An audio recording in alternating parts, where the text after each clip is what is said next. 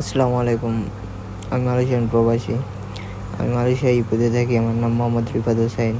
আমি মালয়েশিয়াতে একটা কাইও ফ্যাক্টরিতে কাজ করি। যারা মালয়েশিয়া আছেন তারা অবশ্যই চিনবেন কাইও ফ্যাক্টরি। তো আমি কাইও ফ্যাক্টরিতে এক্সকাভেটর চালাই, যেটা বাংলাদেশে ভিকু বলে আর কি। তো আমার কাজ হচ্ছে নাইট ডিউটি আর কি। আমরা এখন এখানে 20 জন কাজ করি, দিনে 10 জন, রাইতে 10 জন। তো ওই দিন বারটা ছিল শনিবার। তো আমি ঘুমিতে 7:30 বাজে উঠছিলাম ওই দিন।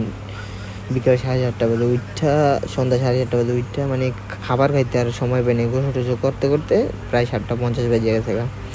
তো কাজে গেলাম, কাজে যেয়ে মানে মিটিং টিটিং কইরা কাজ টাজ দেখাইতে প্রায় 10টা বেজে গেছে। বস আমার বললো যে ওই আমাদের এখানে একটা বিশাল বড় পামুল বাগান আছে, তো ওই সাইড দিয়ে গাছপালায় রাখছি। ওই বসের আর কি মানে কমপ্লেন দিয়েছে যে গাছটি সরালে।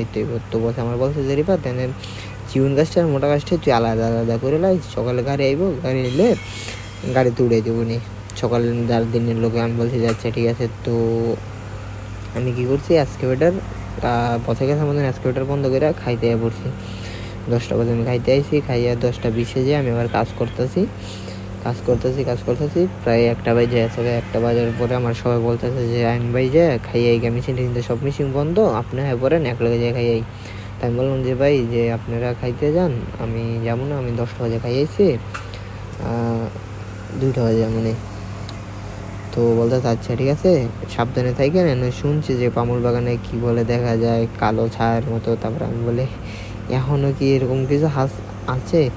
তা আমি বিশ্বাস করে না করে ওদের কথা আমি বলি যে ভাই বলার জন্য থ্যাংক ইউ, আপনারা যান, আমি 2টা বাজে যাবনি।